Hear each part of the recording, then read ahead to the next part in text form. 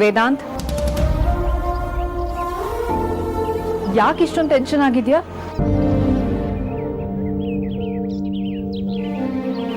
ಶ್ರೀಧರ್ ನನ್ಗೆಲ್ಲ ಹೇಳಿದ್ರು. ಅಂದ್ರೆ ಯಾವ್ದನ್ನ ಹೇಳಿದ್ರು? ನಿನ್ನ ಯಾವ್ದಾದ್ರೂ ಒಂದು ವಿಚಾರ ತುಂಬಾ ಡಿಸ್ಟರ್ಬ್ ಮಾಡುತ್ತೆ ಅಂದ್ರೆ ಅದು ಧ್ರುವನ್ ವಿಚಾರನೇ ಆಗಿರುತ್ತೆ. But I can't believe it Vedant. Dhruva ನಮ್ಗೆಲ್ಲ ಗೊತ್ತಿಲ್ಲದೆ ಇಷ್ಟು ದಿನ ಪರಿಮಳ ಅವ್ರ ಮನೇಲಿದ್ದಾನೆ ಅಂತ. ಆಗಿದ್ದಾಗೋಯ್ತು ವೇದಾಂತ್. ಆಗಿದ್ದಾಗೋಯ್ತು ಅಂದ್ರೆ ಏನಮ್ಮ ಅರ್ಥ? ಅದಕ್ಕೆ ಇನ್ನೇನೋ ಬೇರೆ ಅರ್ಥ ಇರೋದಕ್ಕೆ ಸಾಧ್ಯ ಇಲ್ಲ ವೇದಾಂತ್.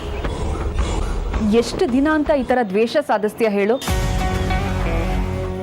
ಎಷ್ಟೇ ಆದ್ರೂ ಅವ್ನು ನಿನ್ ತಮ್ಮ ಅಲ್ವಾ? ನನ್ನ ಮಗ. Let it go Vedant. What? Let it go? ಏನಮ್ಮ ಹೇಳ್ತಿದ್ದೀರಾ ನೀವು? ಅವನ ಬಗ್ಗೆ ಎಲ್ಲರೂ ಮರ್ತ್ಬಿಡ್ಬೇಕಾ? ಲೆಟ್ ಇಟ್ ಗೋ ಅಂತ ಒಂದು ಪಾದ ತೊಳೆದು ಕೈ ಹಿಡ್ಕೊಂಡ್ಬಂದು ಸ್ವಾಗತ ಮಾಡ್ಬೇಕಾ? ಕೋಪ ಮಾಡ್ಕೋಬೇಡ ವೇದಾಂತ್. ಅವನ್ನ ಇದ್ದಕ್ಕಿದ್ದ ಹಾಗೆ ಮನೆ ಕರ್ಸ್ಕೊ ಅಂತ ನಾನೇನು ಹೇಳಲ್ಲ. ಆದ್ರೆ ಈಗಿರೋ ಅಂತರನ ಸ್ವಲ್ಪನಾದ್ರೂ ಕಮ್ಮಿ ಮಾಡ್ಕೋಬಹುದಲ್ವಾ? ಅಮ್ಮ, ನೀವು ತುಂಬಾ ಇನ್ನೋಸೆಂಟ್ ಅಮ್ಮ. ನಿಮ್ಗೆ ಇದೆಲ್ಲ ಅರ್ಥ ಆಗೋದಿಲ್ಲ. ಎಂಥವ್ರು ಅಂತ ನನಗೆ ಚೆನ್ನಾಗಿ ಗೊತ್ತು. ಅವ್ನು ಬೇರೆ ಏನೇ ಮಾಡಿದ್ರು ನಾನು ತಡ್ಕೋತಿದ್ದೆ. ಆದ್ರೆ ಅವನು ನಿಮ್ಮ ಬಗ್ಗೆ, ಅಮ್ಮನ ಬಗ್ಗೆ ಹಾಗೆ ಮಾತಾಡ್ತಾನಲ್ಲ. ಅಪ್ಪುತಿನ ನಾನು ಯಾವತ್ತೂ ಸಹಿಸಲ್ಲಮ್ಮ. ನಿಮ್ ದೊಡ್ಡ ಗುಣ, ನೀವು ಅದನ್ನ ಮರ್ತಿರ್ಬೋದು. But I can never do that. ಅವನಿಗೆ ಕ್ಷಮಿಸು ಅನ್ನೋ ಮಾತನ್ನ ನನ್ನ ಹತ್ರ ಯಾವತ್ತೂ ಹೇಳ್ಬೇಡಿ.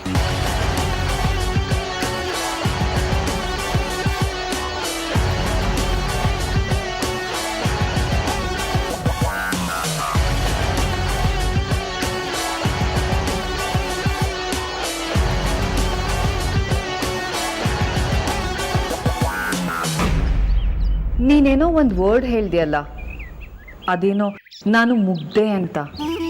ಆಕ್ಚುಲಿ ಅದು ಇನ್ಯಾರ್ದೋ ಬಾಯಿಂದ ಬಂದಿದ್ದಿದ್ರೆ ನನಗೆ ಹಾಗೆ ಹೇಳಿಸ್ಕೊಳ್ಳೋಕೆ ಮುಜ್ಗರ, ಇರ್ಸ್ಮುರ್ಸು ಎಲ್ಲ ಆಗಿರೋದು. ಆದರೆ ನಿನ್ನ ಮನಸ್ಸಲ್ಲಿ ನನಗೆ ಈಗಲೂ ಅದೇ ಸ್ಥಾನ ಇದೆ ಅಂತ ಗೊತ್ತು. ಅದೇ ನನಗೂ ಬೇಕಾಗಿರೋದು.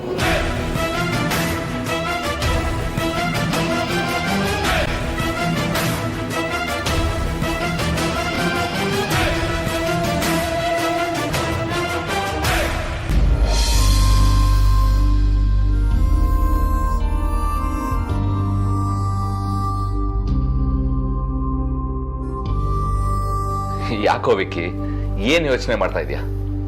ಡ್ಯಾಡ್, ನನ್ನಿಂದ ತಪ್ಪಾಗಿದೆ ಅಂತ ನನಗೆ ಗೊತ್ತು. ಬಟ್ ಆ ಸಮಸ್ಯೆ ಇಷ್ಟು ದೊಡ್ಡದಾಗುತ್ತೆ ಅಂತ ನಾನು ಅನ್ಕೊಂಡಿರ್ಲಿಲ್ಲ. ಆ ಒಂದು ತಪ್ಪಿಂದ ನನ್ನ ಮತ್ತೆ ಅಗ್ರಜನ್ ಮಧ್ಯ ಇಷ್ಟು ದೊಡ್ಡ ಡಿಫ್ರೆನ್ಸ್ ಬರುತ್ತೆ ಅಂತ ನಾನು ಎಕ್ಸ್ಪೆಕ್ಟ್ ಮಾಡಿರಲಿಲ್ಲ. ನೀನು ಅನ್ಕೊಂಡಿರೋಷ್ಟು ಸೀರಿಯಸ್ ಆಗಿ ತಗೊಂಡಿಲ್ಲ. ಅವನು ಆರಾಮಾಗೇ ಇದ್ದಾನೆ. ನೀನು ಅವನ ಹತ್ರ ಮಾತಾಡ್ದ್ಯಾ? ನೀವು ಹಾಗೆ ಅನ್ಕೊಂಡಿರ್ಬೋದು, ಬಟ್ ಹಾಗಿರಕ್ಕೆ ಸಾಧ್ಯನೇ ಇಲ್ಲ. ಯಾಕೆಂದ್ರೆ ಅವನು ಹೇಗೆ ಅಂತ ನನಗೆ ಚೆನ್ನಾಗಿ ಗೊತ್ತು ಡ್ಯಾಡ್. ಮೊದಲೊಂದ್ಸಲ ಹೀಗೆ ಧ್ರುವನ್ ವಿಷಯ ಮುಚ್ಚಿಟ್ಟಿದ್ದೀನಿ ಅಂತ ಅವ್ನು ಕೋಪ ಮಾಡ್ಕೊಂಡಿದ್ದ. ಅದು ಸರಿ ಮಾಡಿದ್ರಲ್ವಾ? ಈಗಲೂ ಹಾಗೆ ಆಗುತ್ತೆ. ಅದು ಸರಿ ಮಾಡಿದಲ್ಲ, ಹೇಗೋ ದೇವ್ರ ದಯೆ ಎಲ್ಲ ಸರಿ ಆಯ್ತು. ಅವನ ಹತ್ರ ಧ್ರುವನ್ ಪರವಾಗಿ ಒಂದೇ ಒಂದು ಮಾತು ಹೇಳಕ್ ಹೋದ್ರೂ ಹುರ್ಕೊಳ್ತಾನೆ. ಅವನು ಅರ್ಥನೇ ಮಾಡ್ಕೊಳ್ಳಲ್ಲ. ಈಗಲೂ ನಾನು ಅವನ್ನ ಕನ್ವಿನ್ಸ್ ಮಾಡೋಕ್ಕಾಗ್ಲಿ, ನನ್ನ ಸಿಚುವೇಶನ್ ಅರ್ಥ ಮಾಡ್ಕೊ ಅಂತ ಹೇಳಕ್ ಹೋದ್ರೆ ಹಿ ವೋಂಟ್ ಅಂಡರ್ಸ್ಟ್ಯಾಂಡ್. ಅವನು ನಿನ್ನಣ್ಣ, ಕೋಪ ಬರುತ್ತೆ ಹೋಗುತ್ತೆ. ರಾತ್ರಿ ಅವನಿಗೂ ಒಂದ್ಸರಿ ಪಶ್ಚಾತ್ತಾಪ ಆಗಿರುತ್ತೆ. ಹೋಗಿ ಒಂದ್ಸಲ ಮಾತಾಡು. ಏನೋ ಈಗ ನೀವು ಎಂಕರೇಜ್ ಮಾಡ್ತಿದ್ದೀರ ಅಂತ ಸ್ವಲ್ಪ ಧೈರ್ಯ ಬರುತ್ತೆ. ಆದ್ರೆ ನನಗೆ ಗೊತ್ತಿದ್ದು ವರ್ಕೌಟ್ ಆಗಲ್ಲ ಅಂತ. Let's see.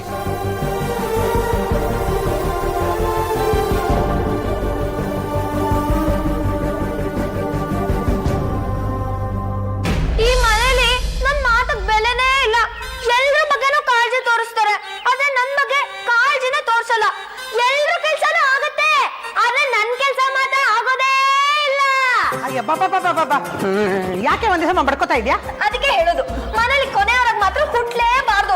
ಆಟ ಕುಂಟು ಹೋದ್ರೆ ಲೆಕ್ಕಕ್ಕೆ ಇರೋಣ. ಅಂಜು ಅಮ್ಮು ಆಫೀಸ್ಗೆ ಹೋಗ್ತಾಳೆ, ಅಪ್ಪ ಡ್ಯೂಟಿಗೆ ಹೋಗ್ತಾರೆ, ಇನ್ ರಾಜಣ್ಣ ಆಟೋ ತಗೊಂಡು ಹೋಗ್ತಾನೆ, ಮನೇಲಿ ಇರೋಳು ನಾನು, ನಿನ್ನ ಓಲೈಸ್ಕೊಂಡು ಮುದ್ದು ಮಾಡೋದಕ್ಕೆ ನನಗೆ ಪುರ್ಸೋತಿಲ್ಲ. ಸಣ್ಣ ಮಗು ಅಲ್ಲ ಕಣೆ ನೀನು, 10ನೇ ಕ್ಲಾಸ್ ಮುಗೀತು, ಅಷ್ಟು ಚೆನ್ನಾಗಿ ಮಾರ್ಕ್ಸು ತಗೊಂಡಿದ್ಯಾ. ಅದಕ್ಕೂ ಇದಕ್ಕೂ ಏನಮ್ಮ ಸಂಬಂಧ? ಒಳ್ಳೆ ಮಾರ್ಕ್ಸ್ ತಗೊಂಡ್ರು ನನಗಿಲ್ಲಿ ಬೆಲೆನೇ ಇಲ್ಲ. ಬರೀ ವಿದ್ಯೆ ಕಲ್ತು ಮಾರ್ಕ್ಸ್ ತಗೊಂಡ್ರಾಗಲ್ಲ, ಜೊತೆಗೆ ಬುದ್ಧಿವಂತಿಕೆನೂ ಇರಬೇಕು. ಬುದ್ಧಿ ಇರೋದಕ್ಕೇನೆ ಒಳ್ಳೆ ಮಾರ್ಕ್ಸ್ ಬಂದಿರೋದು. ದಡ್ಡಿ ಆಗಿದ್ರೆ ಬರ್ತಿತ್ತಾ? ಮಾರ್ಕ್ಸ್ ತೆಗೆಯೋರಷ್ಟೇ ಬುದ್ಧಿವಂತರಲ್ಲ ಕಣೆ, ಜೀವನ ಮಾಡೋದಕ್ಕೆ ಈ ಬುದ್ಧಿವಂತಿಕೆ ಬೇಕು. ಪುಸ್ತಕದಲ್ಲಿ ಇರೋದನ್ನ ಊರು ಹೊಡ್ಕೊಂಡು ಬರೆಯೋದು ಬುದ್ಧಿವಂತಿಕೆ ಅಲ್ಲ.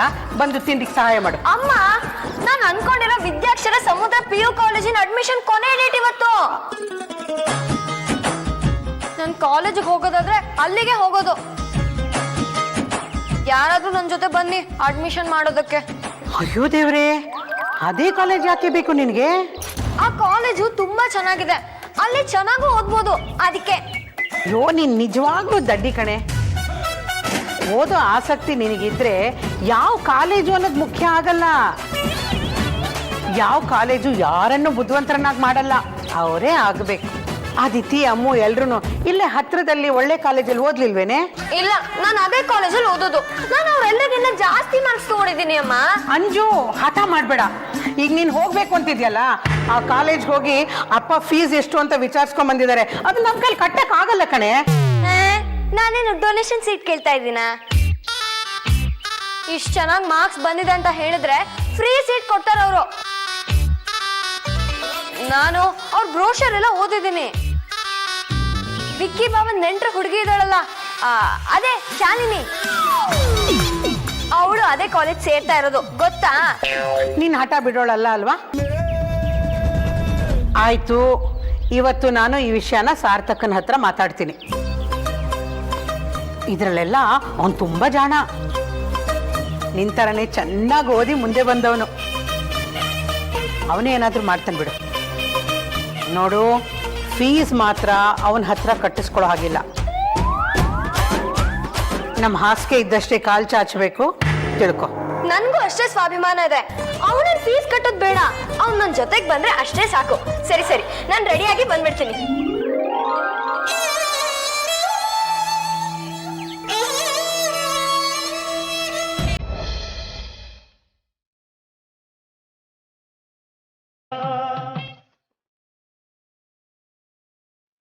ದೇವ್ರೆ, ಅದಕ್ಕೆ ಎಷ್ಟು ಒಳ್ಳೆಯವರು. ಅವ್ರು ತುಂಬಾ ಸೂಕ್ಷ್ಮ. ಪಾಪ, ಅವ್ರಿಗೀಗಾಗಲೇ ತುಂಬ ದೊಡ್ಡ ಮೋಸ ಆಗಿದೆ. ಎಷ್ಟು ಚಿಕ್ಕ ವಯಸ್ಸಲ್ಲಿ ಎಷ್ಟೆಲ್ಲ ನೋವು ಅನುಭವಿಸಿದ್ದಾರೆ. ಮತ್ತೆ ಅವರಿಗೆ ಯಾವ ಕಷ್ಟನೂ ಕೊಡಬೇಡ ಅಪ್ಪ, ಅವ್ರನ್ನ ಕಾಪಾಡಪ್ಪ.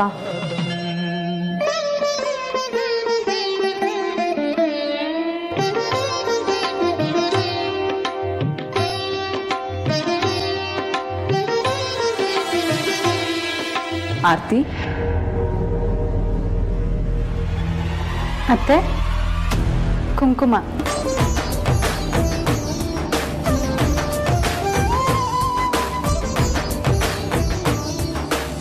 ಆದ್ಯ ಈಗಿನ ಕಾಲದವಳು, ಆದರೂ ಸೆಲ್ಫ್ ಕೇರ್, ಹೆಲ್ತ್ ಬಗ್ಗೆ ಅವಳಿಗೆ ಸ್ವಲ್ಪನೂ ಗಮನನೇ ಇಲ್ಲ. ಅವಳ ಪಾಡಿಗೆ ಅವಳನ್ನ ಬಿಟ್ರೆ ಏನಾದರೂ ಒಂದು ಎಡವಟ್ಟು ಮಾಡ್ಕೊಂಡೇ ಮಾಡ್ಕೋತಾಳೆ.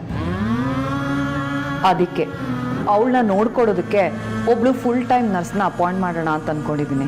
ಅಯ್ಯೋ ಅತ್ತೆ, ಅದಕ್ಕೆಲ್ಲ ನರ್ಸ್ ಯಾಕೆ? ನಾನೇ ಅವ್ರನ್ನ ನೋಡ್ಕೊತೀನಿ ಅಂತ ಹೇಳಿದ್ದೀನಲ್ವಾ. ನಿನ್ನಂಥ ಮಿಡಲ್ ಕ್ಲಾಸ್ ಹುಡುಗಿಗೆ ಅವಳನ್ನ ಹೇಗೆ ನೋಡ್ಕೋಬೇಕು ಅಂತ ಎಲ್ಲಿಂದ ಅರ್ಥ ಆಗಬೇಕು? ಅತ್ತೆ, ನೀವಿದ್ರಲ್ಲಿ ಎರಡನೇ ಯೋಚನೆ ಮಾಡಬೇಡಿ. ಅದಕ್ಕೆ ಹೇಗೆ ಅಂತ ನನಗೆ ಚೆನ್ನಾಗೇ ಗೊತ್ತು.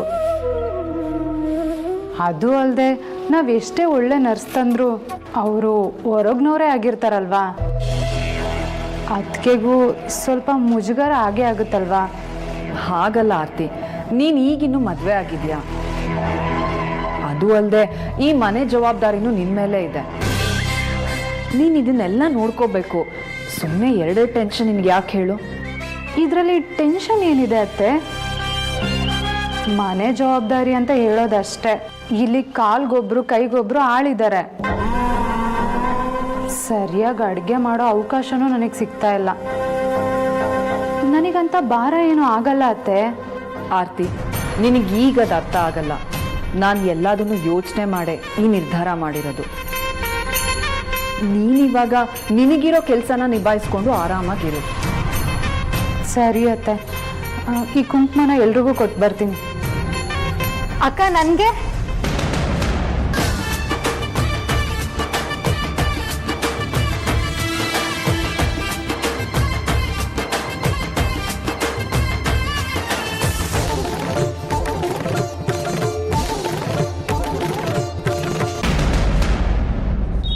ಅಕ್ಕ. Hi aunty.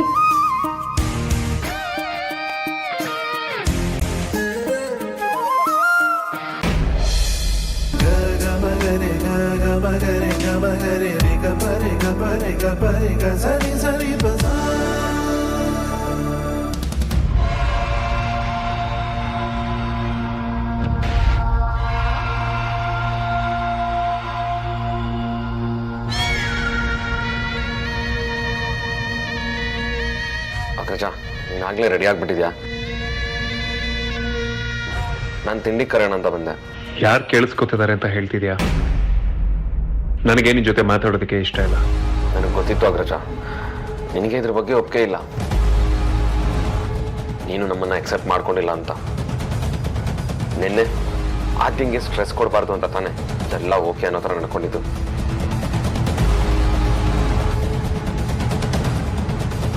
ಅಗ್ರಜ, ಬೇಕಿದ್ರೆ ನಮ್ಮ ಮೇಲೆ ವಾರ್ ಅನೌನ್ಸ್ ಮಾಡು, ನಾನು ಅದನ್ನ ಆರಾಮಾಗಿ ಅಕ್ಸೆಪ್ಟ್ ಮಾಡ್ಕೊಳ್ತೀನಿ. ಆದರೆ ಪ್ಲೀಸ್ ಸೈಲೆಂಟಾಗಿ ಮಾತ್ರ ಹೇಳ್ಬೇಡ. ನೋಡ ಅಗ್ರಜ, ನನ್ನ ಇಂಟೆನ್ಷನ್ ನಿನ್ನ ಹರ್ಟ್ ಮಾಡೋದಾಗಿರ್ಲಿಲ್ಲ. ಆದ್ರೆ ನನಗಾಗಿರೋದು ಅದೇನೆ.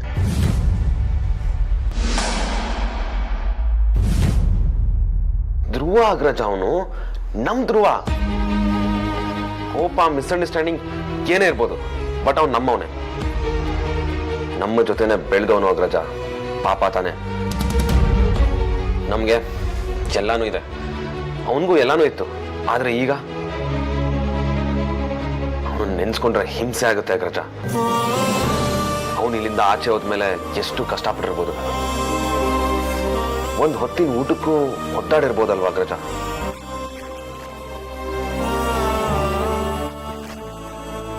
ಅದೆಲ್ಲ ಏನೇ ಇರಲಿ ಅಗ್ರಜ, ಅವನು ನಿನಗೆ ತಮ್ಮನೇ. ಎಲ್ಲಿದ್ದ, ಏನ್ ಮಾಡ್ತಿದ್ದ ಅನ್ನೋದೇ ಗೊತ್ತಿರ್ಲಿಲ್ಲ.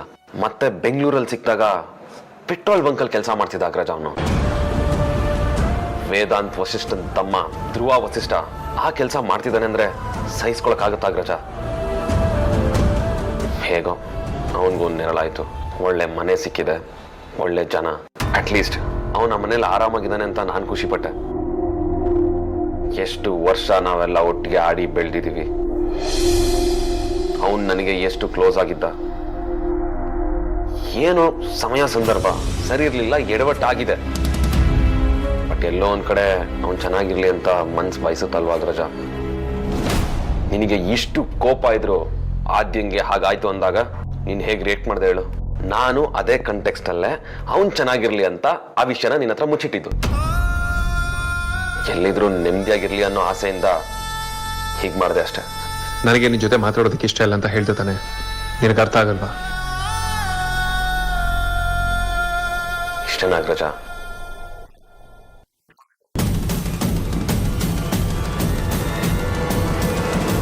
ನಾನು ನಿನ್ ಜೊತೆ ಮಾತಾಡ್ತಿಲ್ಲ ಅನ್ನೋದು ಆದ್ಯಗೆ ಗೊತ್ತಾಗೋದು ಬೇಡ. I don't want to stress her out.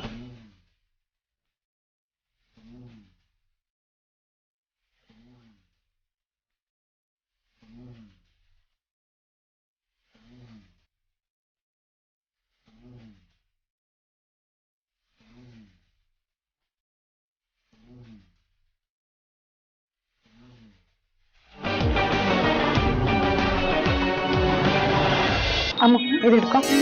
ಏನಕ್ಕ ಇದು? ಇದ ದೇವ್ರಿಗೆ ಕುಂಕುಮ ಅಭಿಷೇಕ ಮಾಡಿದ್ದು. ನಿಮ್ಗೆಲ್ರಿಗೂ ಕುಂಕುಮ ಇಟ್ಬಿಟ್ಟು ಆಮೇಲೆ ತುಳಸಿ ಗಿಡಕ್ಕೆ ಹಾಕ್ತೀನಿ. ಓಹೋ, ದೇವ್ರ ಎಫೆಕ್ಟು ಸ್ಟ್ರಾಂಗ್ ಆಗಿರ್ಲಿ ಅಂತ ಇದ್ರ ಜೊತೆ ಇದಾ?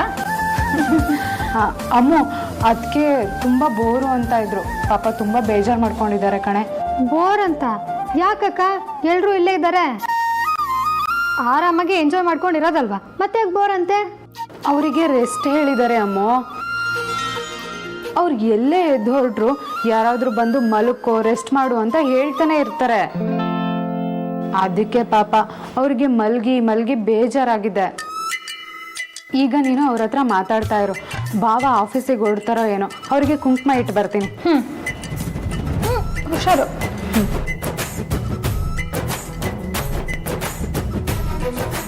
ಓ ಪೇಪರ್, ಇವತ್ತಿನ ಕೊರೋನಾ ಲೇಟೆಸ್ಟ್ ಅಪ್ಡೇಟ್ಸ್ ನೋಡೋಣ.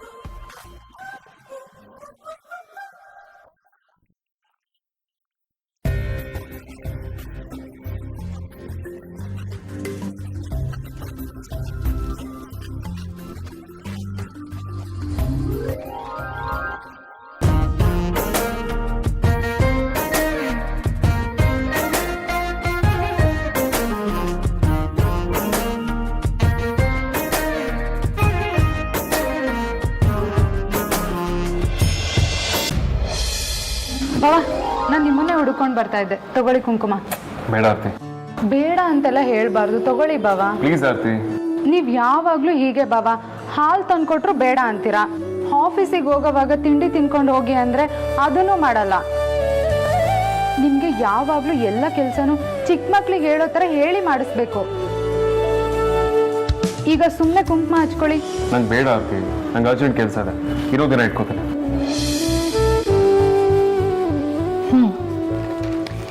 ಇವತ್ತಿಗೆ ಇಷ್ಟು ಸಾಕು. ಓ, ಅಕ್ಕಿ ರೂಮ್ ಇರೋದು ಮೇಲೆ.